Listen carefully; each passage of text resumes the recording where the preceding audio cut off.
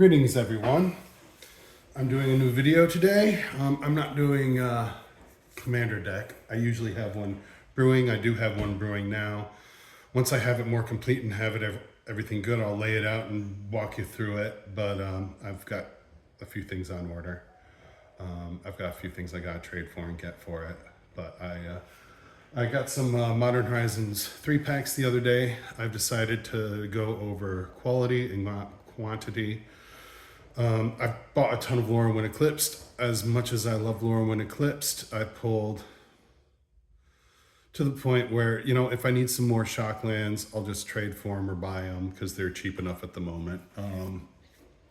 I pulled most of the cards I want to pull out of it.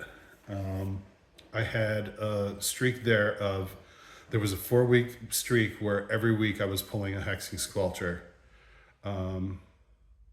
So I've had, and there was a point in that bi-weekly, every 2 weeks or so, I was pulling a Extended Art Deceit. Deceit's one of the elemental cards. It's not the best one. It's like number 2, I think, but it was up there in price for a while. It's come down quite a bit. I've got 2 Extended Art ones I pulled. Out of the box I bought, I pulled a just regular frame Deceit, which was pretty good. So yeah, in a 4-week period, every week I would open 3 to 5 packs and pull a Hexing Squelcher or a collector's pack. I think I got the most collector's packs I've ever got in a long time. During this last 2-month period, I bought 4 collector packs of Lorwyn Eclipse, and in 2 of the 4, I pulled a Hexing Squelcher, I pulled a Deceit, and 1 I got Springleaf Parade, which I love that. Extended Art, I got Morcant. I got some cards that I wanted from those. The play boosters, I was watching a YouTuber recently and they were talking about how just like all the new play boxes with the 30 packs, etc., there's just like not much value in them. And I tend to start to agree because the mythic count's gone down. You're not getting those 6 additional packs. It's harder to pull, much harder to pull special guest. Fortunately, I pulled a special guest. I've noticed in the Lorwyn Eclipse boxes that, the play boxes that is, that the special guest is typically in the last row, the 3rd row on the right. That's where I pulled mine. And it seems to either be like halfway in or most of the way in. Like I've seen some people just pull the special guest on the second to last or last pack. And sometimes you won't even get one, which is crazy to me. So yeah. So if I need anything more, I might want, there's a couple high cost elves and some shocks I might want from that set. And that,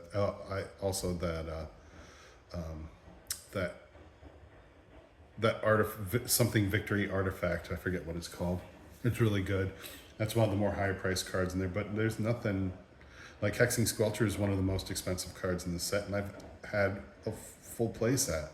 I've kept one. I've got the Extended Art, and it's in my Goblin deck, which I may pull apart because honestly, this is the 2nd time I've made a Goblin deck.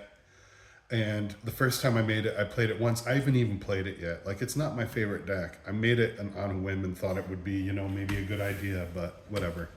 But today I'm just going through my collection and I'm going to put some priority. So this binder here, this is stuff that's, I feel like is stuff I just don't ever want to trade, but at heart, from the background I have, I grew up very poor, and I tend towards some hoarding sort of tendencies. Not to the point where I'll let it take over my life, but like I will, in the past, I have done like a big clean out and gotten rid of stuff, unlike some hoarders who just let it build up in their lives forever. But I'm a collector. I don't like to think of myself as a hoarder, but I can see where it can borderline start to change, you know. So I've got like, this is my stuff I don't want to trade. There's fairly good money cards in there. This is stuff I'm willing to trade that I take with me to my LGS every Wednesday, when I do Commander and people will trade or whatever, but this is running pretty bare. There's not a whole lot in here people want. And then up here, I've got like, I've got three binders here, and they're all just like $3 and under cards. So I've got black through red colors, black, white, blue, red are in this binder. Multicolor and green $3 and under are in this one, and lands and artifacts $3 and under. And I gotta get rid of some lands because I've just got so many. What I do love is this specific foil Doctor Who land I pulled from a collector's pack. My wife got me one time when Doctor Who came out. The Surge foil, that's what it is. That's really cool. I'll probably hold on to that, but like, you know, I got stuff I gotta get rid of. So anyway, also while I'm doing this, I'll probably tell some stories. You know, when I got into Magic, it was Christmas of 1994, and my father got my brother and I a revised, what was it, gift box, and there you could get them from the bookstore back in the States. It was Walden Books, I think, and they were $10 each. I'm guessing they couldn't have been very much. It was revised, and we got it, and we were like, cool, we'll play this at some point, because he got one for him and he got one for me and one for my brother, and we were going to start playing at some point. But we'll fast forward 3 months later. I started hanging out with my cousin a lot more. This cousin and I, we grew up together. We were like brothers our whole lives. Unfortunately, he passed away March of 2023. I'm not going to talk about why, but it was too soon because he's 6 months younger than me and I'm 45. So he, this month, in fact, March is the month he passed away. So it's very sad. I miss him heaps, miss him tons. But it is what it is. It's kind of in the past. It's not like I don't think about him all the time still, but he's the reason that I off and on played Magic for 30 some odd years, because I've been playing since revised, off and on. So we'll cut to 3 months later after getting those decks, and I'm hanging out with my cousin a lot. I start going over to his house to stay overnight, and he's playing Magic, and he's like, oh, you've got revised decks? Let's see what you got. So we looked in there. I didn't have anything. My brother didn't have anything, but didn't realize that at that point, 4th edition and Chronicles and Ice Age and all these sets had come out since then. Fallen Empires, The Dark, Legends, Antiquities, Arabian Nights, all that shit. Alpha Beta Unlimited. So didn't realize what the scope of how many cards there were. Breaking my thoughts, in my collection also is promo cards. I love getting promos, and they go in my collection. I don't care how little they're worth. They will go in my binder of stuff I'm not trading, because I just love promos. I think they're cool. Not everybody gets them. Yes, they are fairly easy to get, but if you don't go to Commander Nights, you don't go to F&Ms, you don't go to drafts, and you don't go to any Magic events of any sort, you're not going to get promos unless you go and buy them off eBay or you buy them off TCG Player or whatever. So unless you look for them, you might not even know they exist if you're a casual Magic player that's just playing like limited or standard or something, or casual on a fucking tabletop with no sleeves with cards with dents in them, you know? So, but anyway, yeah, my cousin had got me into Magic, and we started playing, and he would just kick the shit out of me. He would whoop my ass, and he had cards I'd never seen before. He was playing with decks. This was back in '94, so his family was very well off. So he had a computer, he had the internet, and he was going online, and he was trading at this place called Plexel Third Planet from the Sun. I think this website, it was a forum, and you could go on there and you could trade with people, and once you had enough references up, people would send you stuff first instead of you sending stuff first. And there was always the issue of maybe you'll get ripped off, maybe you won't, but 9 times out of 10, you're okay, I'll say. I would say back then. So this is 32, 33 years ago. So he was doing trades that way, and I saw that. We'll skip to a year or two later. We were still playing.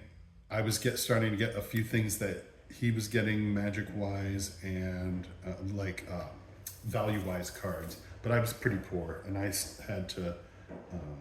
But I also had a job, so I was actually buying stuff off people and going to there was an LGS by us called the Wizards Guild at the Aviation Mall in Glens Falls, New York. Shout out to that old place. And I'd go there and buy packs, decks, sleeves. Yes, we were playing with sleeves in the 90s. So what do I want to get rid of on this page that I'm willing to trade? I don't know that I want to do anything because the lands are pretty thinned out. I'm not getting rid of shocks, nor am I getting rid of Cabal Coffers. I have more unlimited lands than this, but I just so happen to have one forest in here. Yeah, this is from my previous collection that I had in the early 2010s. I had to sell in the late 2010s.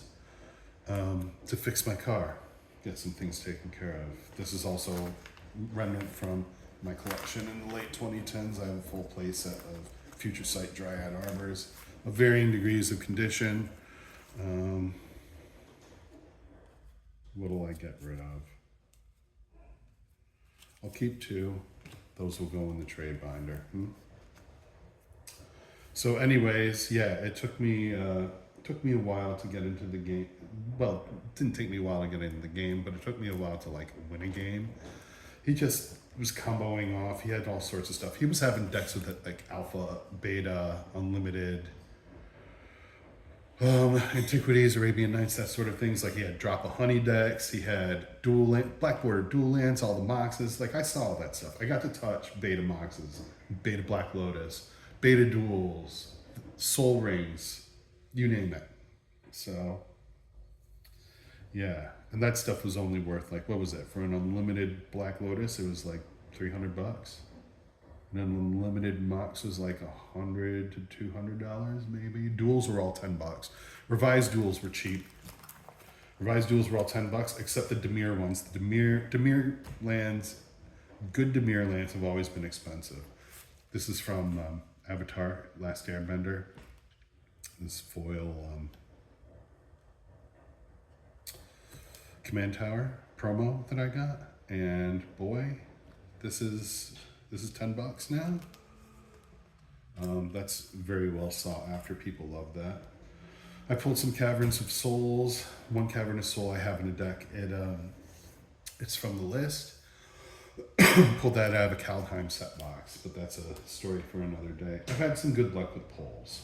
We'll put it that way. And I've been really grateful for Ravnica Remastered, Edge of Eternities, and Lorwyn Eclipse for reprinting Shocklands, because I've got several. How many do I have in here now? Just 2. Got 2 of these, 2 Watery Graves. I've got almost a full play set of certain cards. Swarmyard, I've got plenty of those. I've had one in here, I think. Nut Collector I'll keep. This needs to go with the green stuff. So yeah, I keep going off on tangents, but I'll go back to the story. So yeah, started playing Magic in the 90s, doing really well. I ended up building up a nice collection by 2000. I had a really good collection. I had Mirror Universe. I had Eurekas. I had lots of Arabian Nights stuff. I had Jazam Dajin. I didn't have any boxes of Black Lotus or anything though. I had 3 or 4 pages of dual lands. I had tons of stuff. But I had no Power 9. I had almost everything but Power 9. So yeah.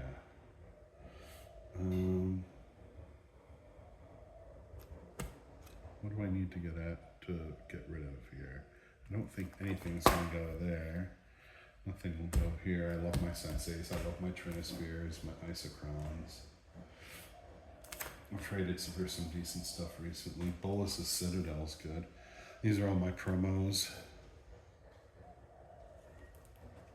I won these in a raffle one night at my LGS. They're still a couple bucks each. They were a little bit more at the time. So instead of being $20 worth of promos that I won that night, now I've got $10 worth of these promo hollow ones, but they're still promos. Cool, love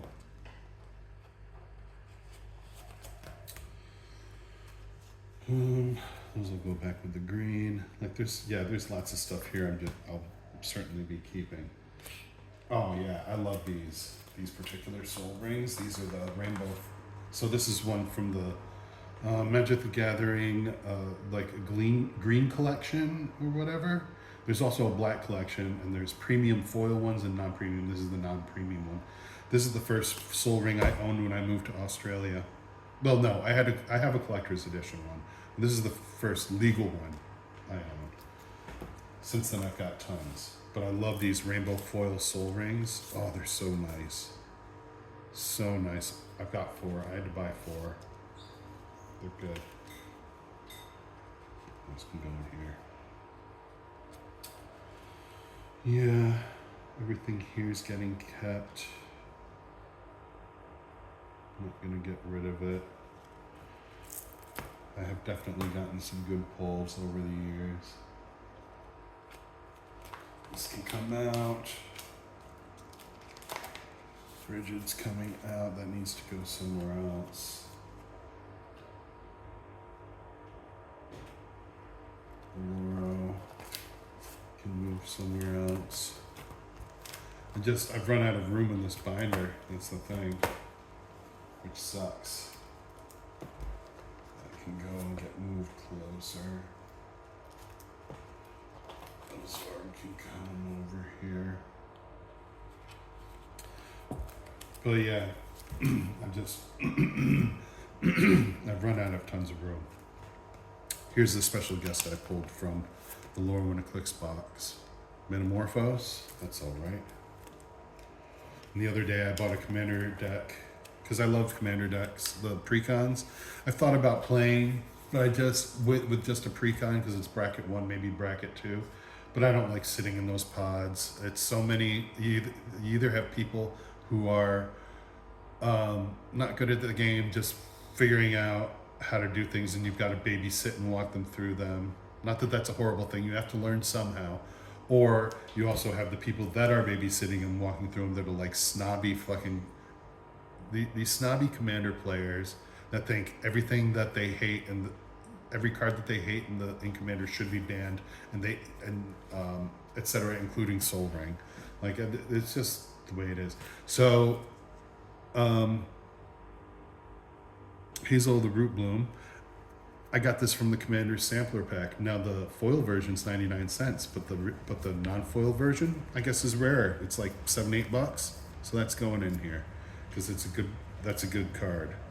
I have Psychotogs. I got this from a really, really good steal of a collection. I bought a collection probably a year and a half ago. It was off eBay here in Australia, and it had, I can't remember how many cards in it, 50 something cards, but it was like 200 and something Australian, and it was all money cards.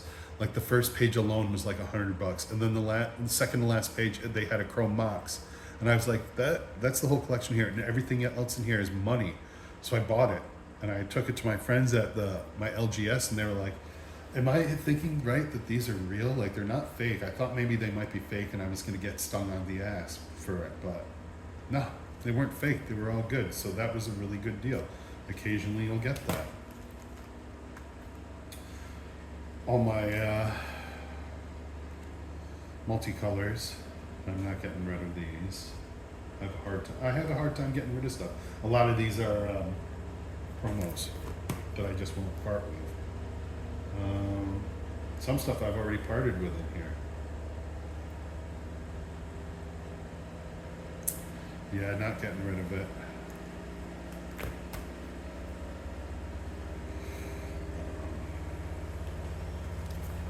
A lot of spaces in the black now. I got Cabal Rituals out of that. I got four Cabal Rituals. I gave away one as a gift for a friend of mine for his birthday here. But yeah, like I got a play set of Cabal Rituals out of it. That was just money, money, money, and I always loved that. Here's an oldie but a goodie that I bought while I was here. Frankenstein's Monster. It's a little bit beat up around the edges, but yeah. That's an old dark card from the dark. I have some more cards like that. Not many.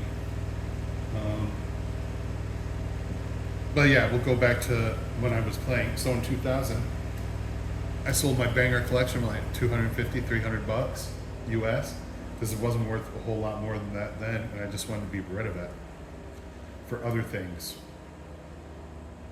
And I did that, and I regret that to this day, because that'd be like a $500,000 collection now. Something crazy like that. It'd be ridiculous, considering revised dual lands are $500 to $1,200 each in mint condition, and I probably had like 3 or 4 pages with dual lands stacked 4 each, 2 to 4 each, and filling all those pages. Yeah, that would have been piles of money, piles. Here's another dark card. Season of the Witch. I traded this from a friend of mine. That'll go in a deck eventually. There's a use for this in Commander. I haven't figured out what it is yet, but there it is. But yeah. So we'll go fast forward to 2002, and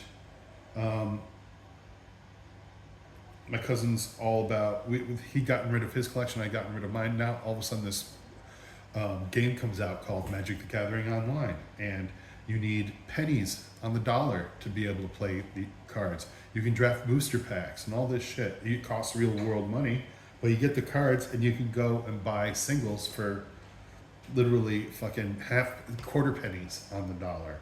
You can get everything. So this was around like Torment and Judgment. They were drafting Onslaught, Torment, and Judgment a lot back then. So yeah, this was around that time, the beginnings of modern. We'll put it that way, or just pre-modern. So yeah.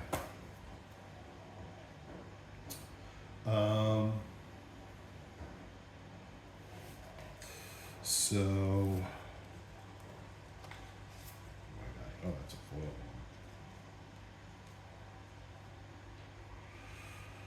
One of these. None of those are got rid of. These need to come into here if I have room. And the greens. I don't have a lot of room in the greens. I see that now. Interesting. I can go there. But yeah, so I was playing online for a while, for about a year, and then I got out of that. Then 2009 rolls around, and I start playing MTGO again. And I sold a collection to get money to do something else. And we'll fast forward to 2012, and I decide, I'd gotten out of a bad relationship, and I decided to myself, you know what? Jeremy, you need to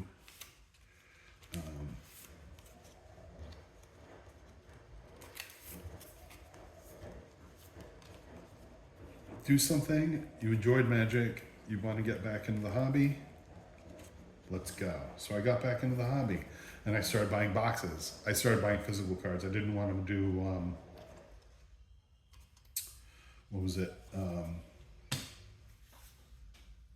Online anymore. So yeah, that's how that went.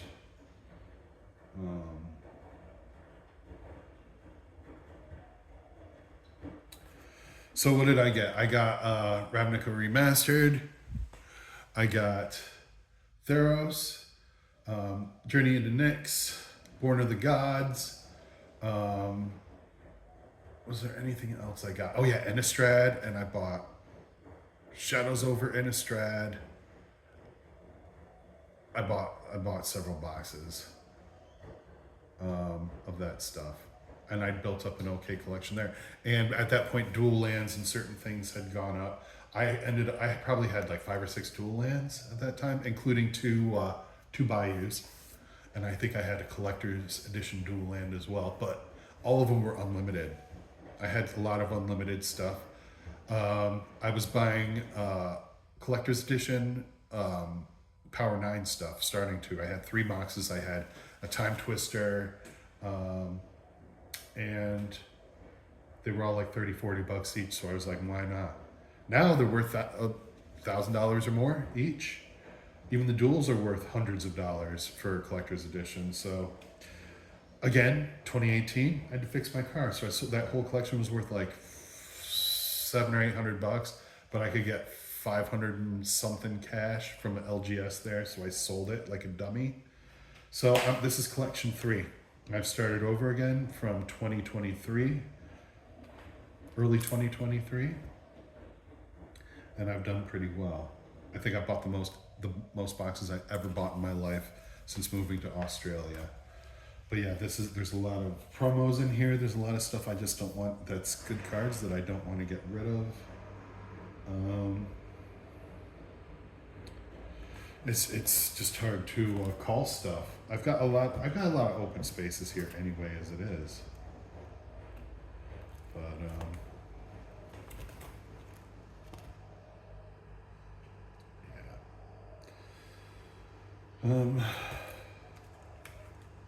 Got Mystic Remora recently. That'll go in my Sultai deck. I love that deck.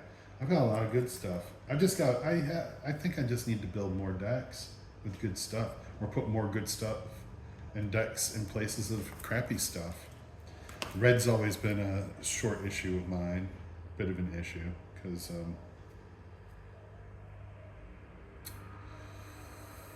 I don't play a lot of red, to be quite honest.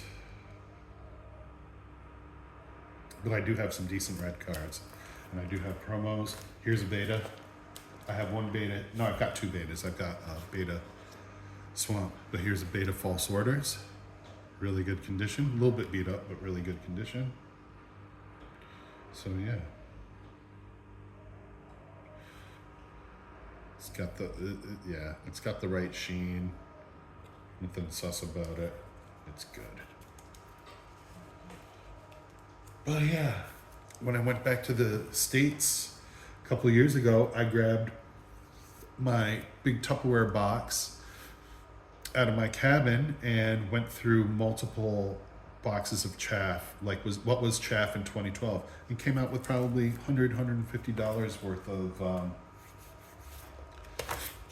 $1 to $10 commons and uncommons, and there were a couple rares in there that I've forgotten about. Like here's a promo rare that was like nearly in mint condition. There's a little ding at the top, but I don't care.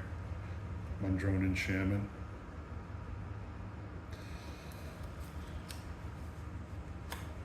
But yeah. So I got back into Magic when I moved to Australia in 2020. Well, I moved back in 2018. I should have been playing the whole time, honestly, because then there'd be more. I'd have a way better collection, and I'd have some money cards. But it's not about all money cards. What it's about is how much you enjoy the game. But a lot of cards that are really good are money cards. Let's be real here. I get back into this in 2023, and one night I send my cousin Dylan, I'll say his name, Dylan. I send him some pictures of my collection, and I'm like, I'm back in, baby, like George Costanza from Seinfeld. And then the next morning I get a message from him. I get it, and he's talking about how his kids want to get like a retro video game machine for to play old games on, like a retro game console, like clone machine, and I pointed him to a couple of ideas, and he saw that. But then, like 2 hours later, after I woke up, I got a message from my mom saying that he'd been found dead. So that was heartbreaking. I missed the guy. He got me into Magic big time. My dad bought me my first Magic cards, but yeah. So anyway, things are getting a little loud around here with the laundry. I'm gonna let everybody go, and I hope you have a good day, and I'll see you soon. Like and subscribe, thumbs up. Enjoy the rest of your day. Bye-bye.